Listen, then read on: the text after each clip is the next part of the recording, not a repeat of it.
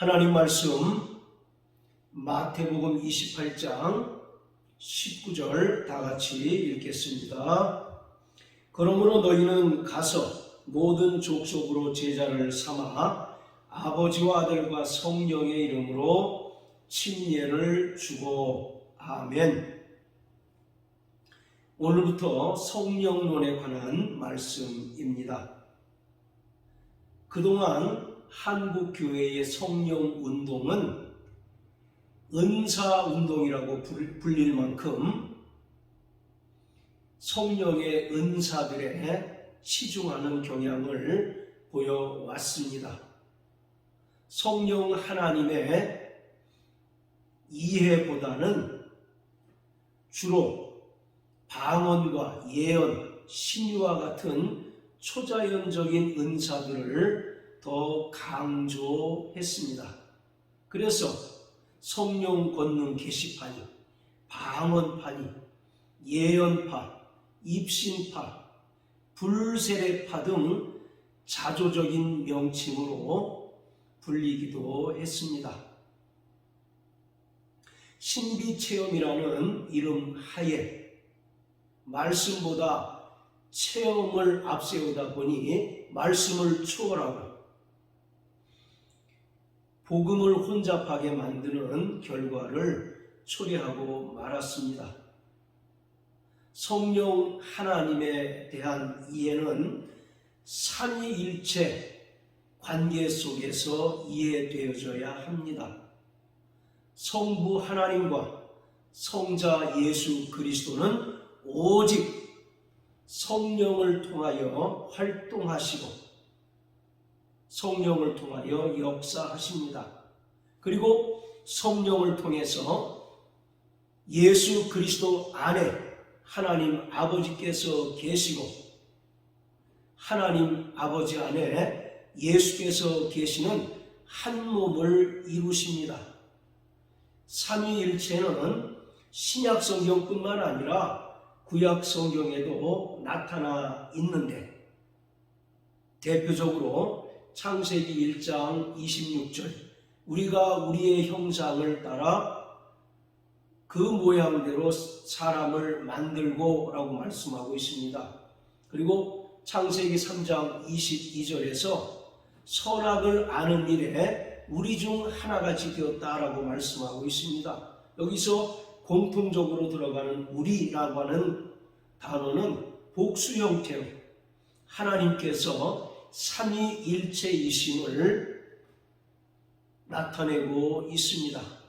자, 그런데 구약의 유대인들뿐만 아니라 예수님 당시의 유대인들도 삼위일체를 거부를 했는데 이는 삼위일체에 대한 이해가 부족했을 뿐만 아니라 무엇보다 이스라엘 주변이 다신교를 숭배하는 나라와 민족들로 둘러싸여 있기 때문에 유일신을 강조할 수밖에 없었고 이에 따라서 삼위일체 신앙을 거부하게 되었습니다. 성령은 예수 그리스도와 함께 역사하시고 또 늘 함께 하셨습니다. 예수의 모친 마리아의 수태로부터 시작해서 십자가의 죽음과 부활에 이르기까지 예수 그리스도께서 이 땅에 오셔서 죽으시고 부활 승천하실 때까지 성령은 예수와 늘 함께 하시고 함께 하나님의 뜻을 이루셨습니다. 성령의 사역이 없었다면 죄인된 인간들의 구원과 또 새로운 피조물로 만드는 새로운 창조의 역사는 없었을 것입니다. 하나님의 사랑과 예수 그리스도의 은혜가 있었더라도 성령이 역사하지 않으시면 구원은 실현되지 않았습니다. 성부 하나님과 성자 예수 그리스도는 오직 성령을 통해서 자신들의 활동을 나타내십니다. 따라서 성령은 성부와 성자 하나님의 현재적 활동 양식입니다. 또한 성령은 구원받은 성도들의 신앙생활과 밀접한 관계가 있으며 구원받은 성도들의 성화를 가능하게 하시는 분도 성령이십니다. 에베소서 3장 16절에 보면 성령으로 말미암아 너희 속사람을 능력으로 강건케 하옵시며 라고 말씀하고 있습니다. 구원받은 성도들이 성화의 삶을 온전히 살아내기 위해서는 무엇보다도 속사람이 강건케 되어야 하는데, 속사람이 강건케 되기 위해서는 성령께서 능력을 입혀주시고 진리의 성령께서 우리를 인도하실 때 우리 속사람이 강건하게 되어서 죄와 싸워 이길 수 있고 여러 가지 시험과 유혹도 능히 물리칠 수 있는 것입니다. 성령은 성도들을 감동하셔서 십자가 앞에서 죄를 깨닫게 하셔서 통회하며 자복하고 회개케 하십니다. 요한복음 16장 9절에 죄에 대하여라 함은 너희가 나를 믿지 아니하니요 라고 말씀합니다.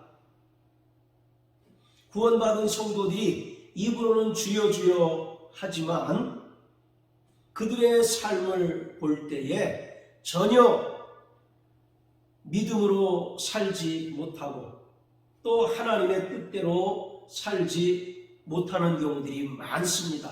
그럴 때 성령께서 성도들을 감동하시고 죄를 깨닫게 하심으로 통회하게 하시고 회개하게 하십니다.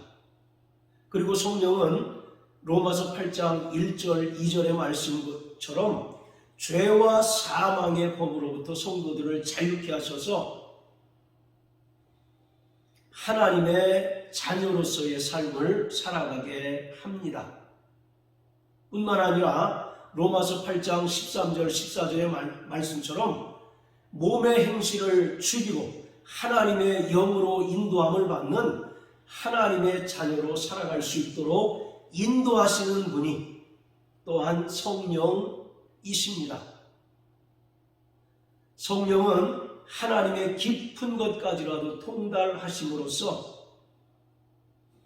성도들에게 하나님의 뜻을 깨닫게 하시고 하나님의 뜻을 알게 하심으로써 하나님의 뜻대로 살아갈 수 있도록 도와주십니다. 성령은 진리의 영이시기 때문에 성도들을 진리 가운데 거하게 하시고 진리로 거룩하게 하시고 또 장래의 일을 깨닫고 알 수 있도록 도와주십니다.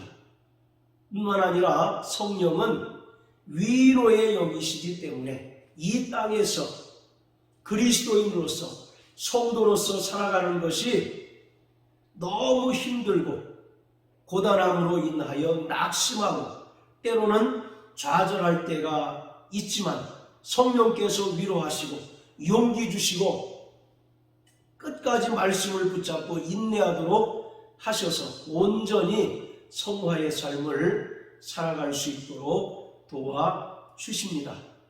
성령은 구원받은 성도들에게 각자의 믿음의 분량대로 성령의 은사를 부어주시고 또 성령의 열매를 맺게 하심으로써 이 땅에서 하나님의 종으로 봉사하고 하나님의 나라를 확장하는 일에 귀하게 쓰임받게 하십니다. 그렇기 때문에 구원받은 성도들은 성령을 깊이 깨닫고 아는 자가 되어야 합니다. 또 날마다 성령으로 충만하기를 기도하고 회개하는 자가 되어야 합니다. 그리고 성령으로부터 능력과 권능이 임하고 또 입히우도록 간절히 기도해서 죄악이 관영한 이 말세의 짐 아래 성령의 능력과 도우심으로 말미암아 끝까지 승리하는 자가 되어야 하는 것입니다. 성령 하나님은 성부 하나님과 성자 예수 그리스도와 함께 동일하신 하나님이십니다. 그리고 성부 하나님과 성자 예수 그리스도와 같이 동일한 신성을 가지신 하나님이십니다. 그런데 많은 사람들이 성령을 하나님으로 인정하지 않고 하나님으로 의지하지 않고 어떤 영향력과 하나님께서 나타내시는 능력이나 하나님의 도구쯤으로 오해하는 경우들이 대단히 많습니다. 특히 구약을 읽을 때에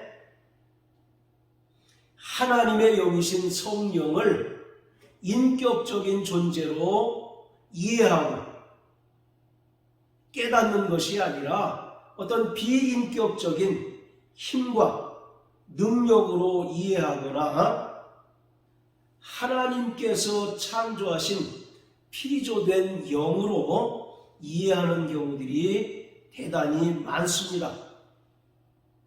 그래서 성경에 나타난 성령 하나님에 대한 오해는 크게 두 가지로 나뉠 수 있습니다. 첫째는 성령이 신성을 가지신 하나님이시라는 것을 인정하지 않는 것입니다. 다시 말하면 성령을 하나님으로 인정하지 않고 어떤 강한 영향력 또는 하나님께서 나타내시는 능력 자체로 이해한다는 것입니다.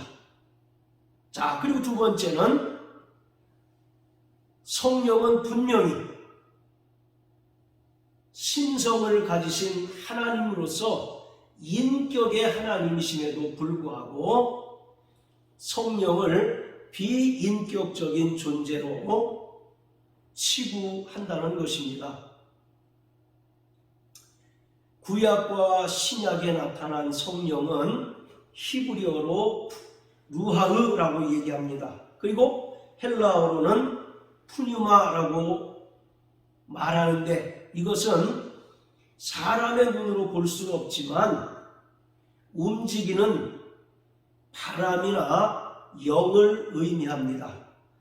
자, 우리 창세기 8장 1절을 다 같이 읽겠습니다.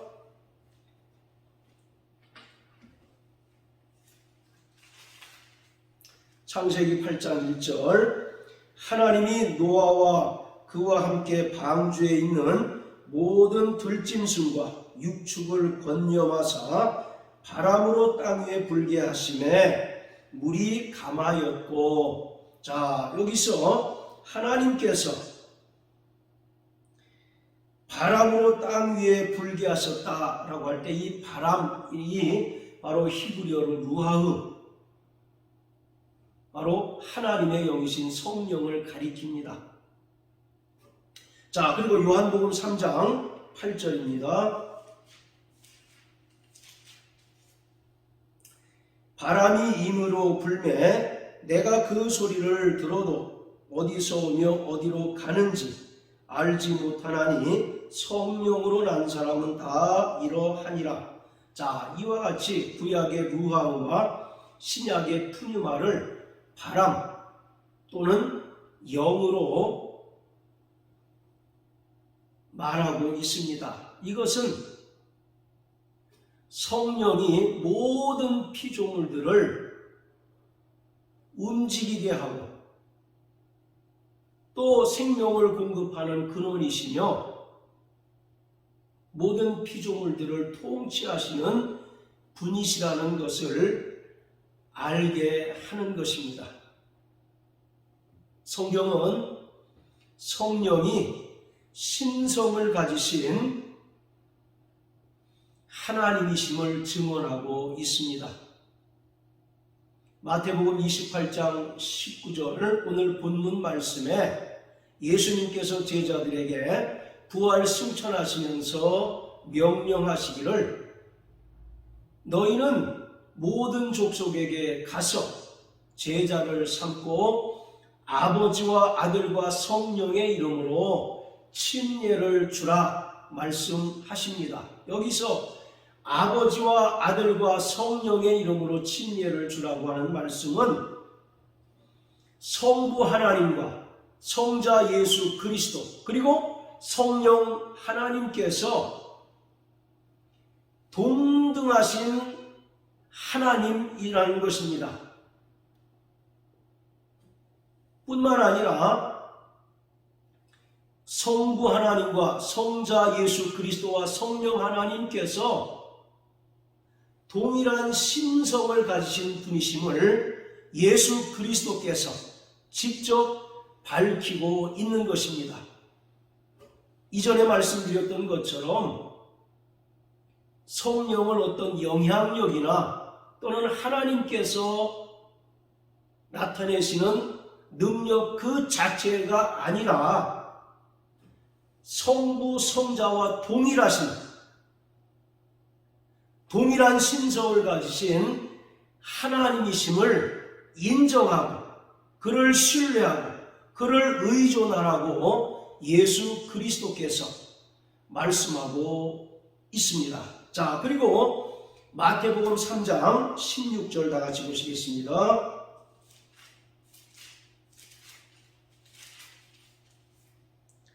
예수께서 침례를 받으시고 곧 물에서 올라오실새 하늘이 열리고 하나님의 성령이 비둘기같이 내려 자기 위에 임하심을 보시더니 아멘. 예수님께서 요한에게 침례를 받으실 때 성령이 비둘기같이 내려 자기 위에 임하셨다라고 말씀하고 있습니다. 여기서 성령이 비둘기 형상으로 예수에게 임하셨다는 것은 성령이 하나님의 신성을 가지신 분이라는 것을 증거하고 있습니다. 그리고 성령이 비둘기와 같이 눈으로 볼 수 있는 형상으로 예수에게 임하셨다는 것은 어떤 감화력이나 어떤 영향력이 아니라 독립적인 인격을 가지시는 바로 실체라는 사실을 분명히 말씀하고 있습니다. 그래서 침례를 받으실 때 성령이 비둘기같이 예수에게 임하셨다는 것은 이를 통해서 이 사건을 통해서 예수께서 인류의 죄를 구속하시고 죄인들을 구원하러 오신 메시아일 뿐만 아니라 성령이 하나님이실 뿐만 아니라 인격을 가지신 독립적인 존재라는 사실을 우리에게 보여주고 있습니다. 자, 그리고 창세기 1장 2절을 다 같이 읽겠습니다. 창세기 1장 2절 땅이 혼돈하고 공허하며 흑암이 깊음 위에 있고 하나님의 신은 수면에 운행하시니라. 여기서 하나님의 신은 바로 하나님의 영이신 성령을 가리키고 있는데 성령이 수면 위에 운행하셨다라고 말씀합니다. 여기서 운행하셨다라고 하는 말의 히브리어는 닭이나 비둘기가 그 알을 부화하기 위해서 품고 있는 그러한 모습을 묘사하는 단어인 것입니다. 그래서 닭이나 비둘기가 알을 품고 있는 것처럼 성령이 모든 피조물을 양육하시고 또 생명을 공급해 주시는 새로운 창조의 영이심을 말하고 있습니다. 탈무드 성경에 보면 창세기 1장 2절의 말씀을 하나님의 신이 비둘기같이 수면에 임하셨다라고 말씀하고 있습니다. 그래서 예수께서 침례를 받으실 때 비둘기같이 임하셨다는 것은 성령이 하나님의 신성을 가지신 분이라고 하는 것을 강조하고 있는 것입니다. 자, 그리고 창세기 8장을 다 같이 보십니다.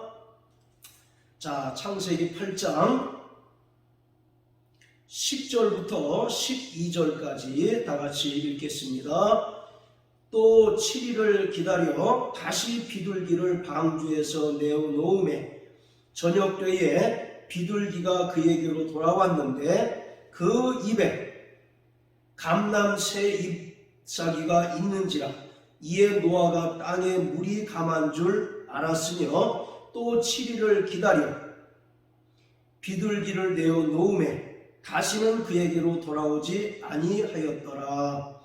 자, 노아가 밖으로 비둘기를 날려 보냅니다. 그랬더니 11절에서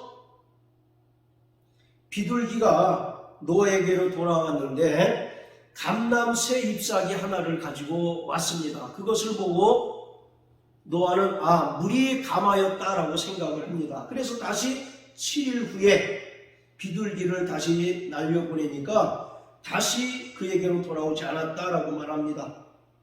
11절에 보면 비둘기가 그 입에 감람새 잎사귀가 있었다라고 하는 얘기는 바로 이 비둘기가 새 창조의 영이신 성령이심을 우리에게 비유적으로 설명해 주고 있습니다.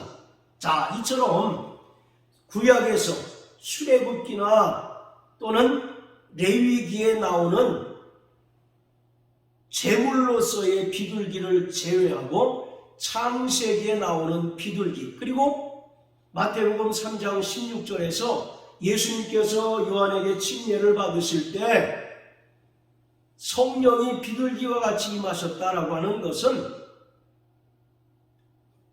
예수께서 죄인들을 구원하시고 또 새로운 피조물로 만드시는 새 창조를 완성하러 오신 메시아이심을 알려주는 것이고, 또 성령이 비둘기와 같이 예수에게 임하셨다는 것은 성령이 하나님의 신성을 가지신 분이라는 사실을 우리에게 분명하게 보여주고 있는 것입니다.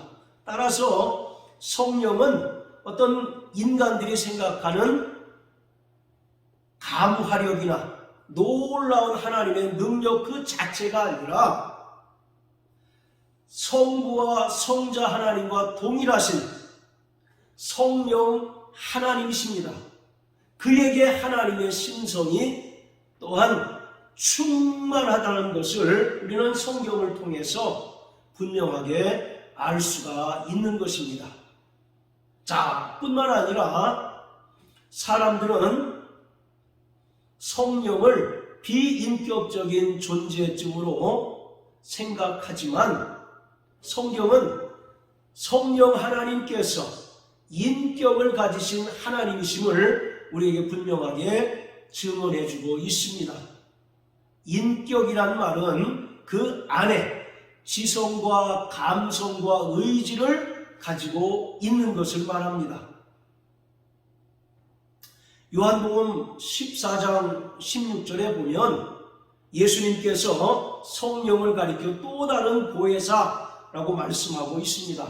이 보혜사라고 하는 말은 헬라어로 파라클레토스라고 말하는데, 이 파라클레토스, 보혜사는 성령의 공식 호칭인 것입니다. 예수께서도 인간들을 위하여 보혜사로 오셨듯이 예수께서 죽으시고 부활 승천하신 후에 약속하신 성령도 보혜사로서 이 땅에 오시는 것입니다. 자, 우리 요한복음 14장 16절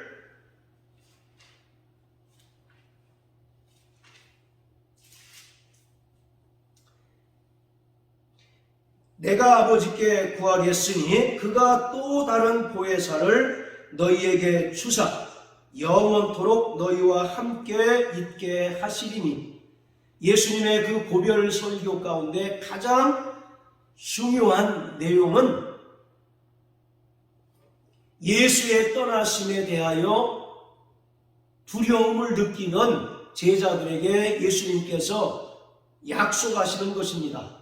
내가 너희를 떠나는 것이 너희에게 유익하다. 내가 너희를 떠나야 또 다른 보혜사가 너희에게 와서 영원히 너희와 함께 하시겠다라고 말씀하고 있습니다. 여기서 또 다른 보혜사라고 이렇게 표현하고 있는데, 이 다른이라고 하는 말은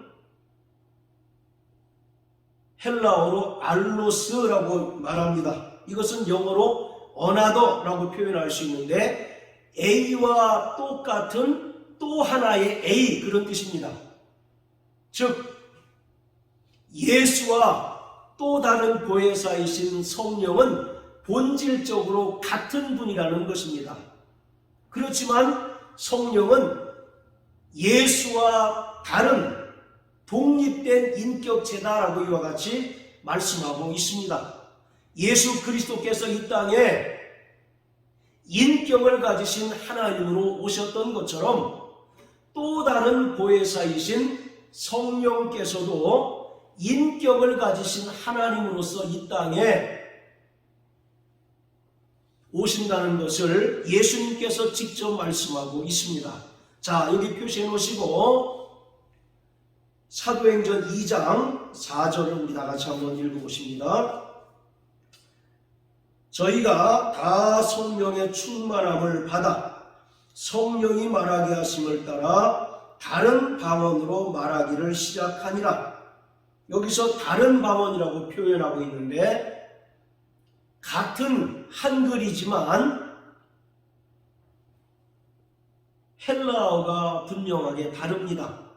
아까 요한복음 14장 6절에 다른이라고 하는 말은 알로스라고 하는 헬라어가 쓰였는데 사도행전 2장 4절에 다른 방언할 때 이 다르다라고 하는 말은 헤테로스라고 합니다. 이것은 본질적으로 다른 것을 말하고 있습니다.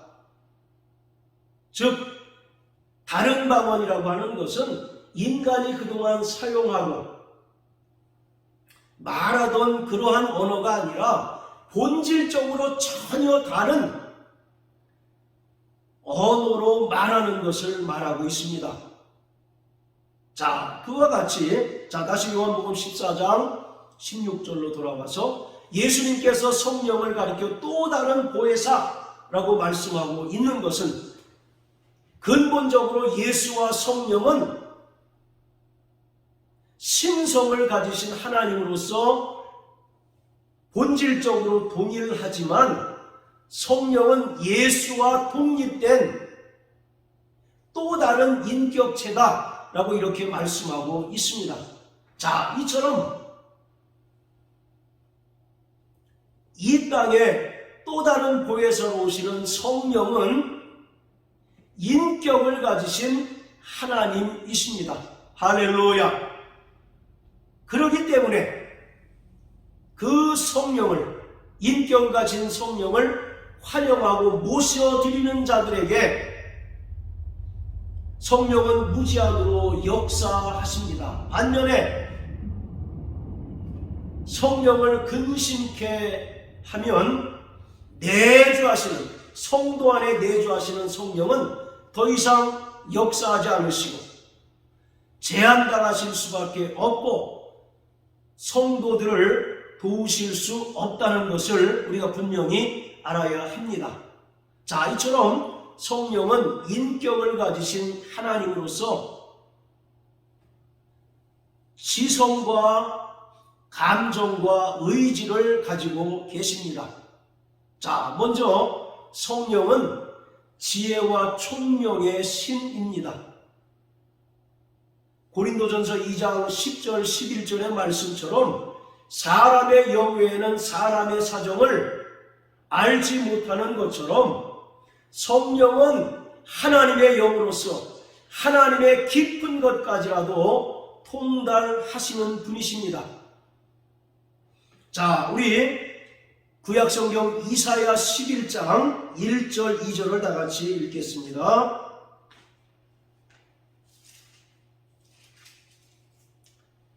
이사야 11장 1절 2절입니다.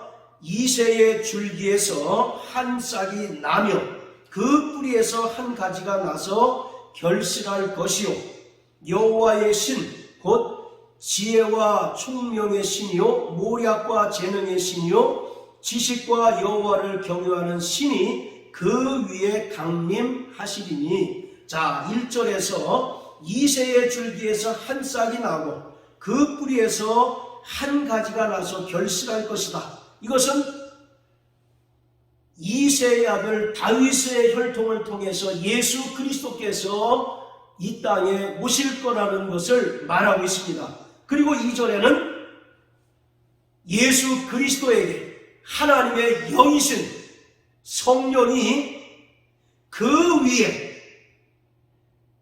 강림하실 것이다 라고 이사야가 예언하고 있습니다. 그리고 그 예언대로 아까 우리가 읽었던 마태복음 3장 16절 요한에게 침례를 받으실 때 성령이 비둘기같이 예수 위에 임하게 되었습니다.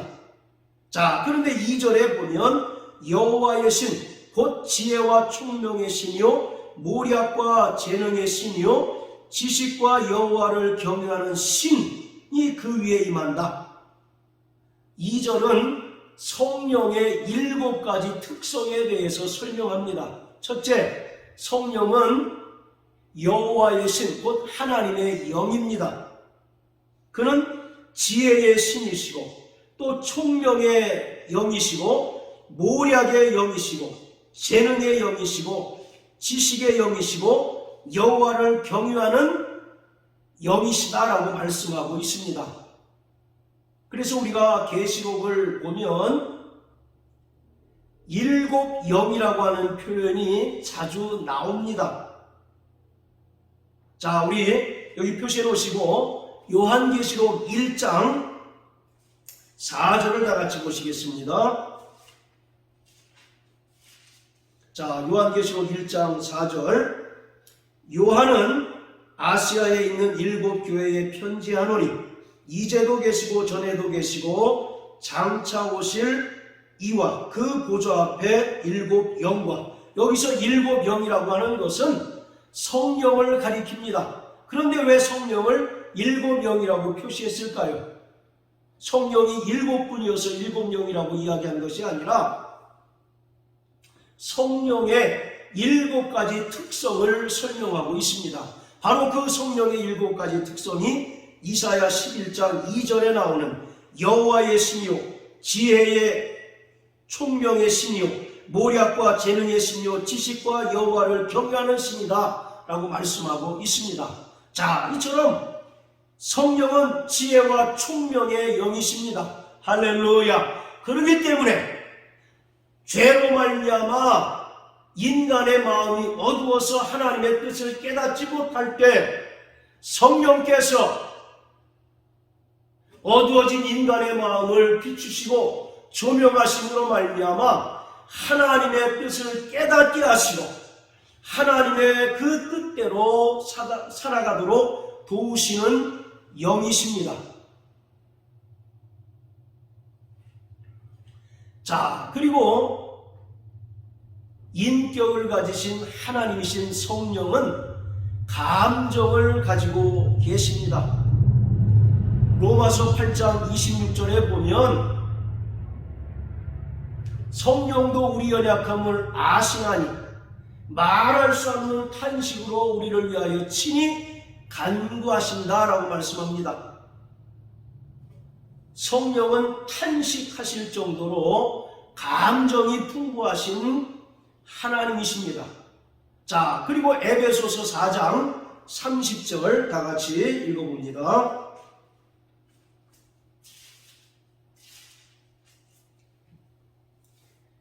하나님의 성령을 근심하게 하지 말라. 그 안에서 너희가 구속의 날까지 인치심을 받았느니라. 하나님의 성령도 근심하신다고 말하고 있습니다. 어떨 때 성령은 근심하실까요? 구원받고 성령으로 거듭난 성도들이 22절의 말씀과 같이 유혹의 욕심을 따라서 썩어져가는 구습을 따라서 옛사람의 습관을 따라 살아갈 때 우리 안에 내주하시는 성령이 근심하시고 또 슬퍼하시고 탄식하신다라고 말씀하고 있습니다. 따라서 예수의 은혜로 구원받고 성령으로 거듭난 자들은 그 이전의 삶과 그 이후의 삶이 분명히 달라져야 합니다. 그것을 24절에는 진리의 거룩함으로 지으심을 받은 새 사람을 입는 것으로 말하고 있습니다. 그러나 여전히 과거의 습관 따라 살아가게 되면 성도 안에 내주하시는 성령이 근심하시고 제한받으시고 결국은 성도들을 도우실 수 없기 때문에 성도들은 끊임없이 죄에 굴복한 병기로 살아갈 수밖에 없고 최종적으로는 구원을 상실할 수 있게 된다는 것을 우리는 분명하게 알아야 합니다. 그리고 성령은 의지를 가지고 계십니다. 성령은 인격을 가지신 하나님이시기 때문에 의지가 있으셔서 선택하시고 결정하시고 또 때로는 성도들을 강하게 책망하십니다. 성령은 성도들의 가장 위대한 스승이십니다. 성도들이 이 땅을 살아가는 동안 하나님의 뜻을 알지 못하여 방황하고 또 때로는 헤매일 때에 성령께서 명쾌하게 하나님의 뜻을 깨닫게 하셔서 하나님의 뜻대로 살아가도록 도와주십니다. 이 세상은 성령을 알지도 못하고 성령을 받지도 못하지만 성령은 예수의 피로 거룩해진 성도 안에 내주하셔서 하나님의 뜻을 깨닫게 하시고 하나님의 뜻대로 살아가도록 도와주시고 가르쳐 주십니다.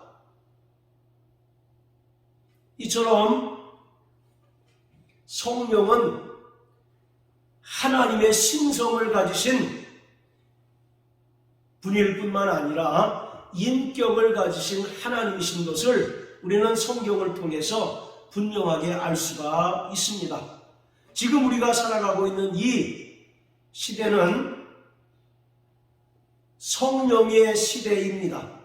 그렇기 때문에 우리는 전적으로 성령의 도우심을 구하고 또 성령님의 도우심을 따라서 죄악이 관영한 이 세상을 살아가야 합니다. 성령을 받지 못한 사람은 그리스도인이 아닙니다. 또한 성령으로 거듭난 자만이 하나님의 아들들이 될 수 있습니다. 뿐만 아니라 우리가 예수의 은혜로 구원받고 성령으로 거듭났지만 성령으로 충만하지 않을 때는 우리 안에 예수의 생명이 빈약하게 되므로 우리는 악한 원수들의 공격에 무방비 상태로 노출되고 또 괴로움을 당할 수밖에 없을 뿐만 아니라 죄악이 관영한 이 시대를 능히 승리하며 살아갈 수가 없습니다. 따라서 우리는 날마다 내주하시는 성령이 우리 안에 충만케 되어서 성령이 우리를 지배하고 성령이 우리를 인도하시고 성령이 우리를 이끌어 가시도록 날마다 구하는 자가 되어야 합니다. 예수님께서 공생애를 시작하실 때 성령이 예수를 광야로 몰아내셨다라고 말씀하신 것처럼 우리는 성령이 주인이 되셔서 우리를 이끄시고 몰아내실 때에 비로소 우리 안에 있는 죄성을 이기고 세상의 환경을 극복하며 하나님의 자녀로서 성화의 삶을 살아나갈 수 있게 되는 것입니다. 자, 우리 마지막으로 고린도전서 2장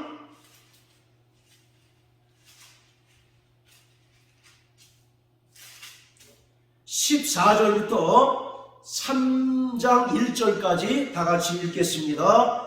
육에 속한 사람은 하나님의 성령의 일을 받지 아니하나니 저희에게는 미련하게 보이며 또 깨닫지도 못하나니 이런 일은 영적으로라야 분변함이니라. 신령한 자는 모든 것을 판단하나 자기는 아무에게도 판단을 받지 아니하느니라. 누가 주의 마음을 알아서 주를 가르치겠느냐? 그러나 우리가 그리스도의 마음을 가졌느니라. 형제들아, 내가 신령한 자들을 대함과 같이 너희에게 말할 수 없어서 육신에 속한 자 곧 그리스도 안에서 어린아이들을 대함과 같이 하노라. 바울은 고린도 교회에 세 가지 부류의 사람들이 있다고 기록하고 있습니다. 그 첫 번째는 14절에 기록한 것처럼 육에 속한 사람이 있다라고 말합니다. 이 육에 속한 사람은 한마디로 얘기하면 교회 안에 있는 불신자를 말합니다.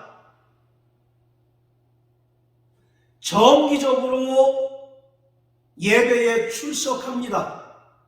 그리고 종교 행위를 합니다. 그렇지만 그 안에 구원의 확신이 없고 성령이 없는 불신자를 가리키고 있습니다. 그래서 다른 성경에는 육에 속한 사람을 자연인이라고 얘기합니다. 자연인이 뭐겠습니까? 예수를 믿지 않는 구원받지 못한 불신자를 가리키고 있습니다. 그래서 14절에 보면 육에 속하는 사람은 하나님의 성령의 일을 받지 아니하였다라고 말합니다. 즉 그 안에 성령이 없는 자라고 말합니다. 그래서 교회 안에서 이루어지는 모든 일들을 다 미련하게 본다라고 말하고 있습니다. 자, 그리고 두 번째 부류의 사람은 3장 1절 중간쯤에 보면 육신에 속한 자라고 있습니다. 2장 14절에 있는 육에 속한 사람과 다른 사람입니다. 3장 1절에 나오는 육신에 속한 자는 예수님의 은혜로 말미암아 구원받았습니다. 또 성령으로 거듭났습니다. 그러나 여전히 옛사람의 모습을 청산하지 못하고 옛사람의 습관을 끊어내지 못하고 육체의 정욕과 죄의 지배를 여전히 받고 있는 자를 말하고 있어요. 그래서 3장 1절 하반절에 보면 육신에 속한 자는 그리스도 안에서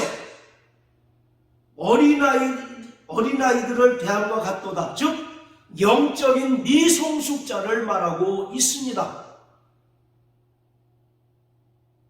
날마다 그 믿음이 일신 후 일신 날마다 새로워져야 됨에도 불구하고 옛사람의 습관과 죄의 정욕이 그 사람을 발목 잡아버리기 때문에 그리스도의 장성한 분량에 이르기까지 성장해야 됨에도 불구하고 여전히 믿음이 제자리요 또 어린아이와 같은 믿음을 가지고 있다고 말하고 있습니다. 자, 그리고 세 번째 부류의 사람은 2장 15절과 3장 1절 상반절에 나오는 신령한 자입니다. 신령한 자는 다른 말로 하면 성령 충만한 자입니다.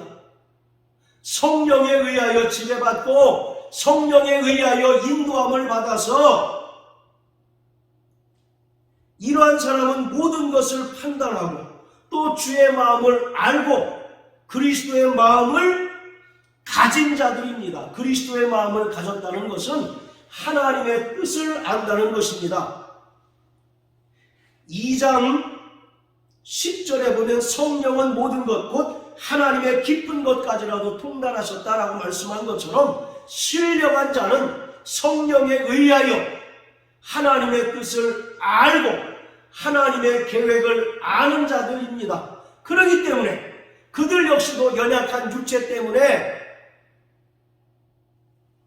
여러 가지 어려움을 당할 수밖에 없지만 성령으로 말미암아 하나님의 뜻을 알고 또 그 뜻대로 살아가기 위하여 부단히 애쓰는 그러한 자들이 바로 신령한 자들입니다. 사랑하는 성도 여러분, 이 세 부류의 사람들이 바울 당시에 고린도 교회만 존재했을까요? 지금은 교회 내에 모두 신령한 자들밖에 없다는 것입니까? 그렇지 않다는 것입니다. 오늘 경건의 모양은 다 똑같을지라도 바울이 지적한 것처럼 오늘날의 교회 안에도 여전히 불신자들이 존재하고 또 종교적인 행위를 습관적으로 하는 사람들이 존재할 뿐만 아니라 구원받고 성령은 받았지만 여전히 죄의 지배를 받는 영적인 미성숙자가 있고 또 한편으로 바로 신령하여 하나님의 뜻을 깨닫고 그 뜻대로 살아가려고 몸부림치는 자들이 있다는 것입니다. 여러분들은 이 세 부류의 유형 가운데 어디에 속하십니까? 스스로 자문자답해 보시기를 주의 이름으로 축원합니다. 자, 따라하세요. 나 영혼아, 신령한 자가 되자. 할렐루야. 정말 신령한 자가 되어서 날마다 하나님의 뜻을 깨닫고 그 뜻대로 살아가는 저와 여러분들 되시기를 주의 이름으로 축원합니다. 할렐루야.